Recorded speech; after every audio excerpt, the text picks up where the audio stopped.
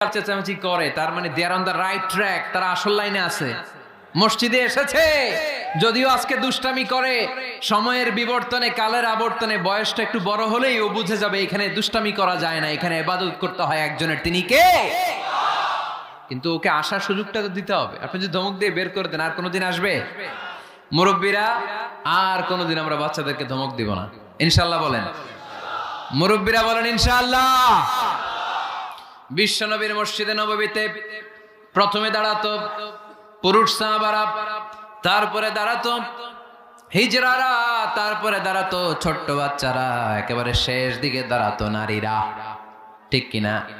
কিন্তু আমরা নারীদেরকে মসজিদে ঢুকতে দেই না। এই জন্য বাজারে যদি বের হয়, কলেজে যদি যায়, লম্বা সময়ের জন্য ঘর থেকে বের হইলে নামাজগুলো কাজা হয়ে যায়, ঠিক কিনা? এই পরিবর্তিত বিশ্ব ব্যবস্থায় এখন নারীদেরকে চিকিৎসা নেওয়ার জন্য